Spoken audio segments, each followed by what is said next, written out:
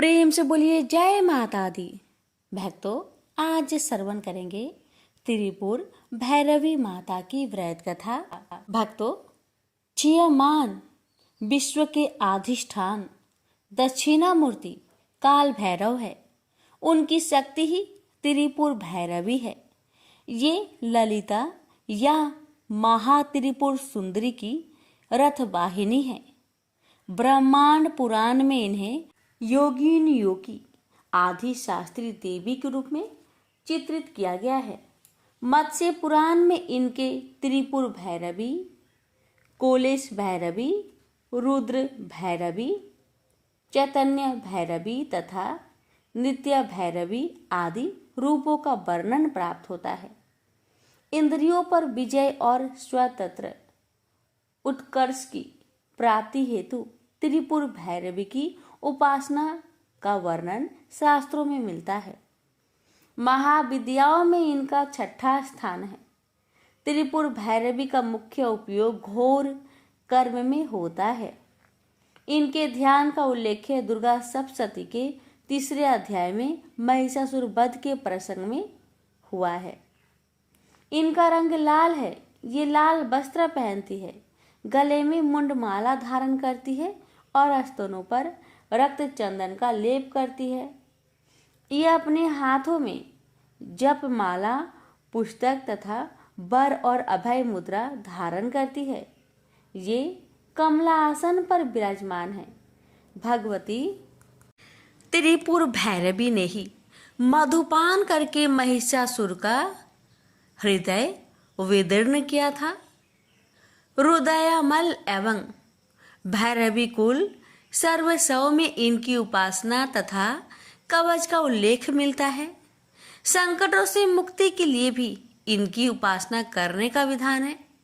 घोर कर्म के लिए काल की विशेष अवस्था जनित मानों को शांत कर देने वाली शक्ति को ही त्रिपुर भैरवी कहा जाता है।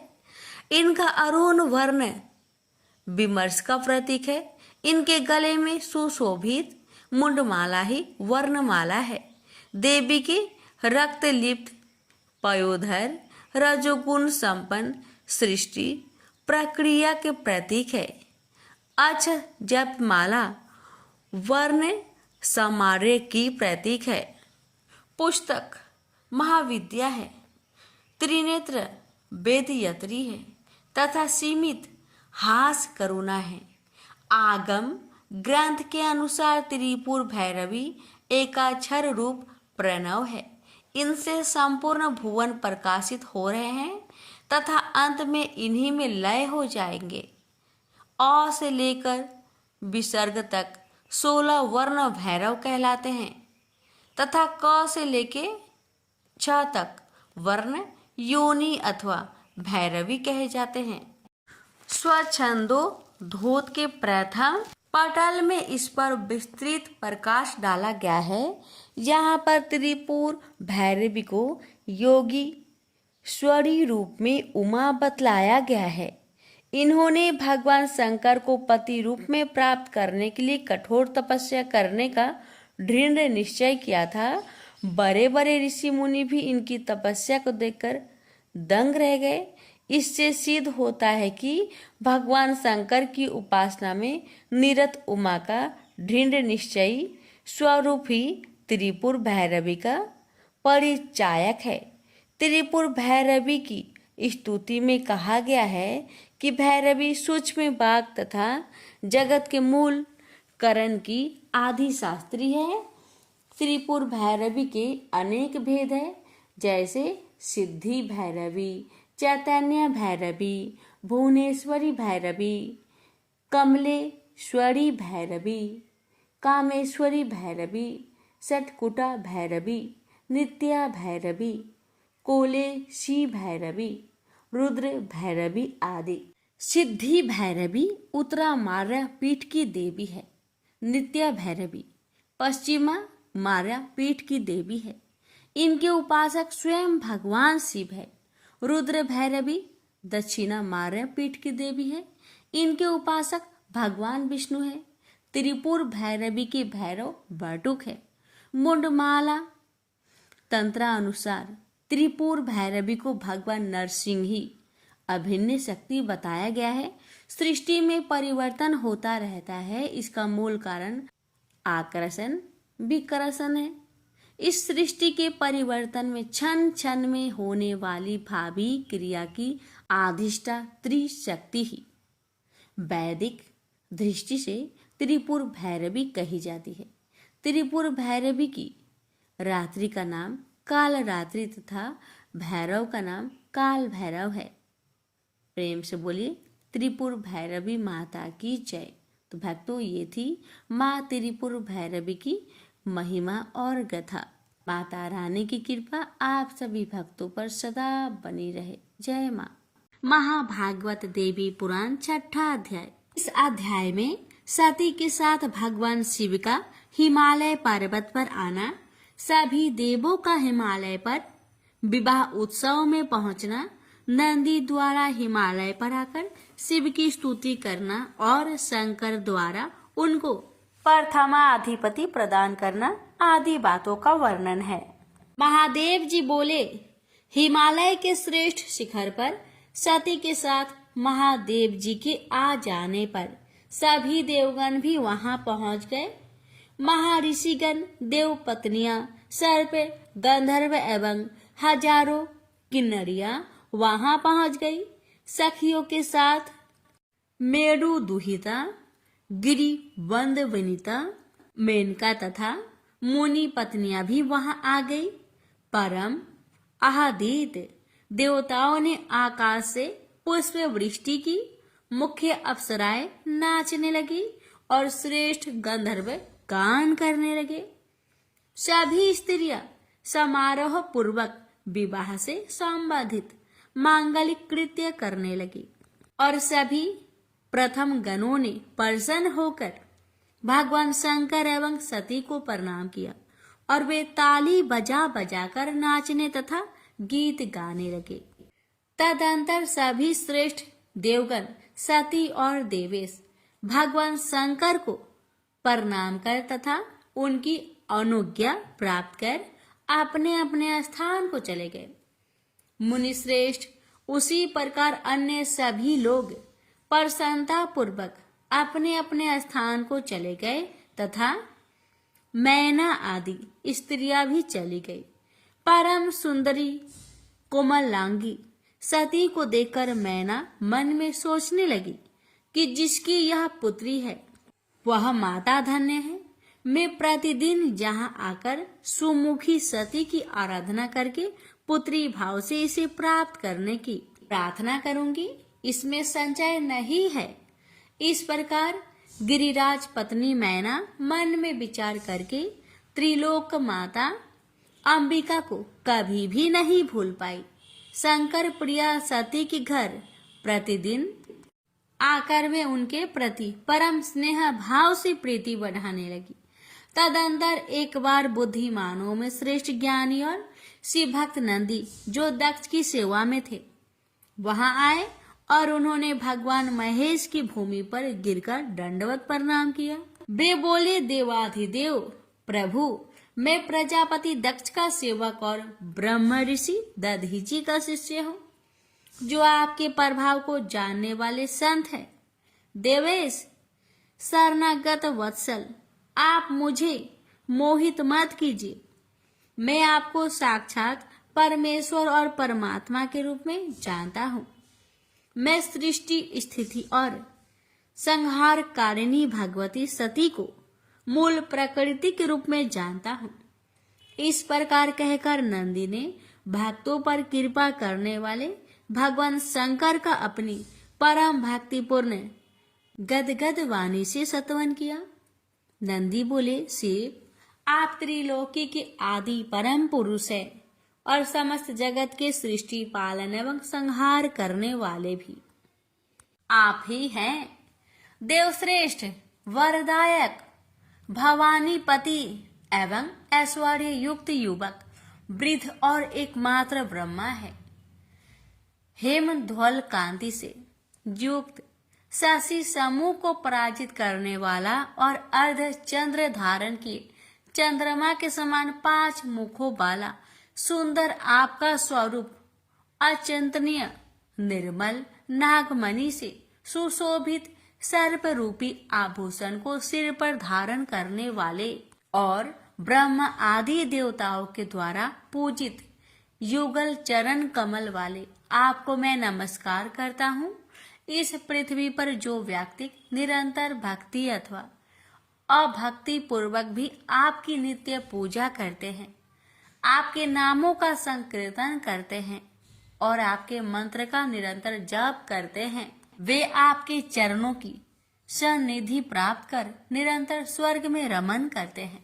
प्रभु पशुपति, आप देवाधिदेव को छोड़कर दीनों पर दया करने वाले और कौन है?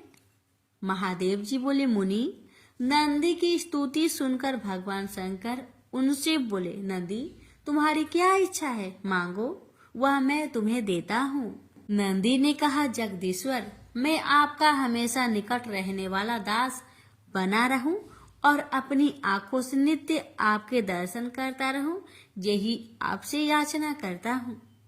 शिव जी बोले, बात से जो तुमने मांगा है निश्चित रूप से वही होगा। अवश्य ही तुम हमेशा मेरे समीप निवास करोगे। पृथ्वी पर जो मानव इस स्रोत से भक्ति पूर्वक मेरी स्तुति करेगा, उनका तीनों लोकों में कभी अशुभ नहीं होगा। इसी मृत्यु लोक में दीर्घ काल तक रहकर वे अंत में मोक्ष प्राप्त करेंगे। महामते, तुम मेरे इन प्रथम गणों के अधिपति होकर मेरे इस शिवलोक में निवास करो। नंदी, तुम मेरे प्रिय भक्त हो। श्री महादेव जी बोले, मुनि श्रेष्ठ, इस प्रकार वर प्राप्त करके भगवान शंकर के प्रभाव से नंदी शिव के गणों के अधिपति हो गए। प्रेम से बोलिए, जय माता दी। कौशल देश में सुशील नामक एक निर्धन ब्राह्मण रहता था। प्रतिदिन मिलने वाली भिक्षा से वह अपने परिवार का भरण पोषण करता था। उसके कई बच्चे थे। प्रातःकाल वह भिक्षा लेने घर से निकलता और सायंकाल लौट आता था। देवताओं, पितरों और अतिथियों की पूजा करने के बाद आश्रित जन को खिलाकर ही स्वयं भोजन किया करता था। इस प्रकार भिक्षा को वह भगवान का प्रसाद समझकर स्वीकार करता था।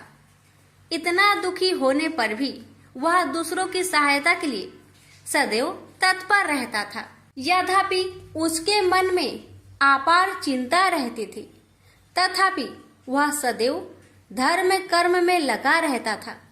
अपनी इंद्रियों पर उसका पूर्ण नियंत्रण था। वह सदाचारी, धर्मात्मा और सत्यवादी था। उसके हृदय में कभी क्रोध, अहंकार और ईर्ष्या जैसे तुच्छ विचार उत्पन्न नहीं होते थे। एक बार उसके घर के निकट सत्यव्रत नामक एक तेजस्वी ऋषि आकर ठहरे। वे एक प्रसिद्ध तपस्वी थे। मंत्रों और विद्याओं का ज्ञाता उनके समान आसपास दूसरा कोई नहीं था। शीघ्र ही अनेक व्यक्ति उनके दर्शनों को आने लगे। सुशील के हृदय में भी उनसे मिलने की इच्छा जागृत हुई और वह उनकी सेवा में उपस्थित हुआ। सत्यव्रत को प्रणाम कर वह बोला, ऋषिवर, आपकी बुद्धि अत्यंत विलक्षण है। आप अनेक शास्त्रों, विद्याओं और मंत्रों के ज्ञाता है। मैं एक निर्धन, दरिद्र और असहाय ब्राह्मण हूँ। कृपया मुझे बताइए कि मेरी दरिद्रता किस प्रकार समाप्त हो सकती है। सत्यव्रत ने आगे कहा कि मुनिवर, आपसे यह पूछने का केवल इतना ही अभिप्राय है कि मुझ में कुटुंब का भरण पोषण करने की शक्ति आ जाए। धन भाव के कारण मैं उन्हें समुचित सुविधाएं और अन्य सुख नहीं दे पा रहा हूँ। दया निधान, तप, दान, व्रत, मंत्र अथवा जब आप कोई ऐसा उपाय बताने की कष्ट करे जिससे कि मैं अपने परिवार का यथोचित भरण पोषण कर सकूं। मुझे केवल इतने ही धन का अभिलाषा है जिससे कि मेरा परिवार सुखी हो जाए। सत्यव्रत ने सुशील को भगवती दुर्गा की महिमा बताते हुए नवरात्रि व्रत करने का परामर्श दिया। सुशीला ने सत्य व्रत को अपना गुरु बनाकर उनसे मायाबीज नामक भुवनेश्वरी मंत्र की दीक्षा ली। तत्पश्चात नवरात्रि व्रत रखकर उस मंत्र का नियमित जप आरंभ कर दिया। उसने भगवती दुर्गा की श्रद्धा और भक्ति पूर्वक आराधना की। 9 वर्षों तक प्रत्येक नवरात्रि में वह भगवती दुर्गा के माया बीज मंत्र का निरंतर जाप करता रहा। सुशील की भक्ति से प्रसन्न होकर 9वें वर्ष की नवरात्रि में अष्टमी की आधी रात को देवी भगवती साक्षात प्रकट हुई और सुशील को उसका अभिष्ट वर प्रदान करते हुए उसे संसार का समस्त वैभव, ऐश्वर्य और मोक्ष प्रदान किया। इस प्रकार भगवती दुर्गा ने प्रसन्न होकर अपने भक्त सुशील के सभी कष्टों को दूर कर दिया और उसे अतुल धन संपदा, मान सम्मान और समृद्धि प्रदान की। इसी कहानी से यह शिक्षा मिलती है कि किसी भी कार्य को श्रद्धा, भक्ति और निष्ठा से करने पर उसका फल सदैव अनुकूल ही प्राप्त होता है। प्रेम से बोलिए भगवती दुर्गा की जय। माँ दुर्गा को आदि शक्ति, भवानी और अन्य कई नामों से जाना जाता है। पौराणिक कथाओं के अनुसार माँ का जन्म दैत्यों के विनाश के लिए हुआ था। वैसे तो सारा साल ही माता की पूजा की जाती है, लेकिन नवरात्र के दौरान इनके विशेष पूजन व उपाय किए जाते हैं। कहा जाता है कि नवरात्र के समय 9 दिन माता रानी पृथ्वी पर आकर भक्तों के बीच रहती है, इसलिए माँ को खुश करने के लिए भक्त विधि विधान पूर्वक आरती, पूजा एवं दुर्गा सप्तशती का पाठ करते हैं। आज हम आपको बताएंगे कि माँ दुर्गा की उत्पत्ति कैसे हुई। एक बार सभी देवगण असुरों के अत्याचारों से तंग आ चुके थे। तब ब्रह्मा जी ने उन्हें बताया कि दैत्यराज को यह वर मिला है कि उसकी मौत कुंवारी कन्या के हाथ से होगी। तभी सभी देवों को एक तरकीब सूझी। उन्होंने मिलकर अपनी अपनी शक्तियों से एक देवी को प्रकट किया। विभिन्न देवताओं की देह से निकले हुए तेज से ही देवी के अलग अलग अंग बने। भगवान शंकर के तेज से देवी का मुख प्रकट हुआ, यमराज के तेज से मस्तक और बाल, विष्णु के तेज से भुजाएं, चंद्रमा के तेज से स्तन, इंद्र के तेज से कमर, वरुण के तेज से जंघा, पृथ्वी के तेज से नितंब, ब्रह्मा के तेज से चरण, सूर्य के तेज से दोनों पैरों की उंगलियां, प्रजापति के तेज से सारे दांत, अग्नि के तेज से दोनों नेत्र, संध्या के तेज से भौहें, वायु की तेज से कान तथा अन्य देवताओं के तेज से देवी के भिन्न भिन्न अंग बने। फिर शिव जी ने उस महाशक्ति को अपना त्रिशूल दिया, लक्ष्मी जी ने कमल का फूल, विष्णु जी ने चक्र, अग्नि ने शक्ति व बाणों से भरे तरकस, प्रजापति ने अष्टभिक मणियों की माला, वरुण ने दिव्य शंख, हनुमान जी ने गदा, शेष नाग ने मणियों से सुशोभित नाग, इंद्र ने वज्र, भगवान राम ने धनुष, वरुण देव ने पास व तीर, ब्रह्मा ने चारों वेद तथा हिमालय पर्वत ने सवारी के लिए शेर प्रदान किया। इसके अतिरिक्त समुद्र ने बहुत उज्जवल हार, कभी न फटने वाले दिव्य वस्त्र, चूड़ामणि, 2 कुंडल, हाथों के कंगन, पैरों के नुपुर तथा अंगूठियां भेंट की। इन सब वस्तुओं को देवी ने अपनी 18 भुजाओं में धारण किया। माँ दुर्गा इस सृष्टि की आद्य शक्ति है, यानी आदि शक्ति है। पितामह ब्रह्मा जी, भगवान विष्णु और भगवान शंकर उन्हीं की शक्ति से सृष्टि की उत्पत्ति, पालन पोषण और संहार करते हैं। अन्य देवता भी उन्हीं की शक्ति से शक्तिमान होकर सारे कार्य करते हैं। माँ के इस तेज को देखकर दैत्यराज बहुत डर गया था, लेकिन देवी ने अपने शेर और शस्त्रों से मार डाला उसे। अभी से माता को माँ दुर्गा के नाम से पुकारा जाने लगा। प्रेम से बोलिए दुर्गा मैया की जय। ओम गणेशाय नमः। प्यारे भक्तगणों, आज आप सभी श्रवण करेंगे माँ पार्वती की पावन कथा। और ये कथा है गौरी माता का कामदेव को श्राप देना। एक बार मृत्युलोक में मानवों द्वारा यज्ञ आदि कर्मों के ना होने से इंद्रदेव चिंतित हो गए। फिर ब्रह्मा देव के आदेश अनुसार उन लोगों ने श्री महालक्ष्मी का आराधना की। श्री महालक्ष्मी ने अपने पुत्र कामदेव को देव कार्य में सहायता करने के लिए भेजा। कामदेव का लोकाधिपति राजा वीरव्रत ने सैनिकों से घोर युद्ध हुआ, जिसमें कामदेव ने सबको भगा दिया। राजा वीरव्रत ने इस आपत्ति के वारांत भगवान शंकर की आराधना की। शंकर से विजय प्राप्ति का वरदान पाकर राजा ने कामदेव से पुनः युद्ध छेड़ दिया। उन्होंने शंकर प्रेरित त्रिशूलात्मक बाण कामदेव पर चलाकर उसे धराशायी कर दिया। लक्ष्मी जी के दूतों ने जब कामदेव का निश्चेष्ट शरीर लक्ष्मी जी के पास पहुंचाया, तब उन्होंने त्रिपुरांबा प्रसाद से अमृत द्वारा उसे पूर्ण जीवित कर दिया। शंकर के प्रभाव से अपने पराजय तथा मृत्यु का वृत्तांत सुनने के साथ ही कामदेव के मन में शंकर के प्रति घोर देश की गांठ पड़ गई। उसने त्रिपुरांबा की आराधना द्वारा बल संचय कर शंकर को हराने की अपने मन में प्रतिज्ञा की। इतने में ही श्री महालक्ष्मी ने त्रिपुरांबा की प्रार्थना की। तदनुसार त्रिपुरांबा द्वारा प्रेषिता गौरी वहां प्रकट हुई। श्री महालक्ष्मी ने कामदेव की पराजय तथा उसकी प्रतिज्ञा आदि का वृत्तांत गौरी को सुनाकर इस आपत्ति के निवारण का उपाय पूछा। गौरी ने लक्ष्मी तथा कामदेव दोनों को समझाते हुए कहा, शंकर जी सर्वश्रेष्ठ है, उनसे स्पर्धा करना उचित नहीं है। उन्हीं की आराधना करके अपना अभिष्ट प्राप्त करना उचित होगा। गौरी की बात सुनकर कामदेव रुष्ट हो गया और उसने शंकर जी को जीतने की अपनी प्रतिज्ञा से टस से मस न होने की बात कही। सुनकर गौरी माता क्रोध हो उठी और उन्होंने कामदेव को श्राप देकर कहा, कामदेव, तुम शिव जी द्वारा दग्ध हो जाओगे। प्रिया पुत्र को गौरी द्वारा श्रापित सुनकर महालक्ष्मी ने भी गौरी को श्राप दे डाला, तुम भी पर निंदा सुनकर दग्ध हो जाओगी।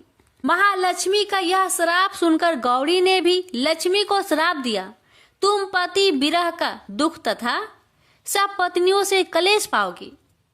परिमाण स्वरूप लक्ष्मी और गौरी में युद्ध प्रारंभ हो गया। परस्पर के प्रहारों से दोनों मूर्छित होने लगे। किसी तरह ब्रह्मा जी और सरस्वती के बीच बचाव से वह युद्ध शांत हुआ। शिव जी को जीतने की अभिलाषा से कामदेव ने अपनी माता महालक्ष्मी से त्रिपुरांबा के उपदेश ग्रहण कर इंद्राचल की गुफा में बैठ आराधना आरंभ कर दी। कुछ दिन बाद त्रिपुरांबा ने प्रसन्न होकर सपने में कामदेव को अत्यंत गुप्त पंचदर्शी विद्या का उपदेश दिया। कई वर्ष तक कामदेव ने एकाग्र भाव से जगदम्बा की आराधना की।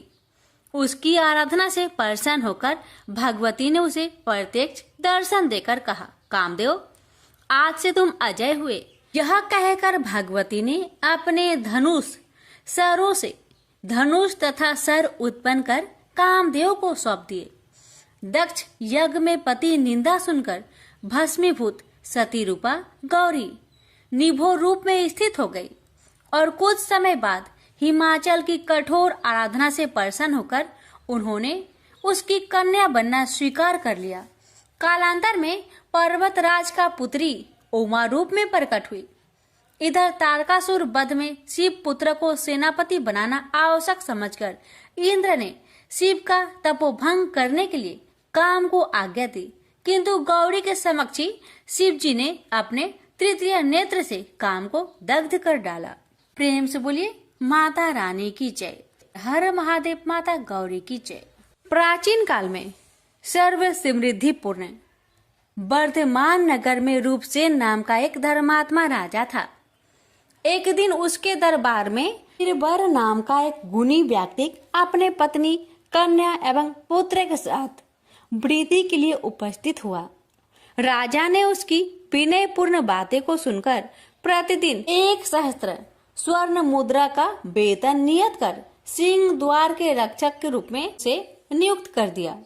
दूसरे दिन राजा ने अपने गुप्तचरों से जब पता लगाया तो ज्ञात हुआ कि वह अपना अधिकांश द्रव्य यज्ञ, तीर्थ, शिव विष्णु के मंदिरों में आराधना आदि कार्यों तथा साधु ब्राह्मण एवं अनाथों में वितरित कर अल्प यत्न से अपने परिजनों का पालन करता है। इससे राजा ने प्रसन्न होकर उसकी नियुक्ति को पूर्ण रूप से अस्थायी कर दिया। एक दिन आधी रात में जब मूसलाधार बारिश, बादलों की गरज, विद्युत एवं झंझनाहट से रात्रि की बीभत्सी का सीमा स्पर्श कर रही थी, शमशान में किसी नारी की करुण क्रदन की ध्वनि राजा के कानों में पड़ी। राजा ने सिंह द्वार पर उपस्थित बीरबल से इस रुदन ध्वनि का पता लगाने के लिए कहा। जब बीरबल तलवार लेकर चला, राजा भी उसके भय की आशंका तथा सहयोगार्थ एक तलवार लेकर गुप्त रूप से उसके पीछे लग गया। बीरबल ने शमशान में पहुंचकर एक स्त्री को वहां रोते देखा और उससे जब इसका कारण पूछा तो उसने कहा, मुझे इस राज्य की लक्ष्मी अथवा राष्ट्र लक्ष्मी समझो। इसी माह के अंत में राजा रूपसेन की मृत्यु हो जाने पर मैं अनाथ होकर कहाँ जाऊंगी, इसलिए रो रही हूँ। बीरबल ने राजा की दीर्घ आयु के लिए जब उससे उपाय पूछा, उसने बताया, तुम अपने पुत्र की चंडिका के सामने बलि देने पर राजा की शतायु होने की बात कही। फिर क्या था, बीरबल उल्टे पांव घर लौटकर पत्नी, पुत्र आदि को जगाकर और उसकी सम्मति लेकर उनके साथ चंडिका मंदिर में पहुंचा। राजा भी गुप्त रूप से पीछे पीछे सर्वत्र जाता रहा। बीरबल ने देवी की प्रार्थना कर राजा की आयु बढ़ाने के लिए अपने पुत्र की बलि चढ़ा दी। इसे देखते ही उसकी बहन का दुख से हृदय फूट हो गया। फिर उसकी माता भी चल बसी। बीरबल इन तीनों का दाह संस्कार कर स्वयं भी राजा की आयु की वृद्धि के लिए बलि चढ़ गया। राजा छिपकर यह सब देख रहा था। उसने देवी से प्रार्थना की। अपने जीवन को व्यर्थ बताते हुए और अपना सिर काटने के लिए उसने जैसे ही तलवार खींची, वैसे ही देवी ने प्रकट होकर उसका हाथ पकड़ लिया और वर मांगने के लिए कहा। राजा ने देवी से परिजनों सहित बीरबल को जीवित करने की प्रार्थना की। फलतः देवी ने सबको जीवित कर दिया और राजा चुपके से वहां से चलकर अपनी अट्टालिका में जाकर लेट गया। इधर बीरबल भी चकित होता हुआ तथा देवी की कृपा मानता हुआ अपने पूर्ण जीवित परिवार को घर पर छोड़कर राजा प्रसाद सिंह के द्वार पर खड़ा हो गया। जब राजा ने उसकी वहां उपस्थिति के लक्षणों से परिचित होकर उसे बुलाकर अज्ञात नारी के रुदन का कारण पूछा, तब बीरबल ने कहा, राजन, यह सब देवी भगवती का ही चमत्कार था। देवी ने मेरे स्वामी भक्ति की परीक्षा ली थी। चिंता की कोई बात नहीं है। इस पर राजा ने मन ही मन उसकी धीरता तथा स्वामी भक्ति की प्रशंसा की और प्रातःकाल सारी बात अपने सभासदों को बताकर बीरबल को पुत्र सहित कर्नाट एवं लाट देश का अधिपति बना दिया।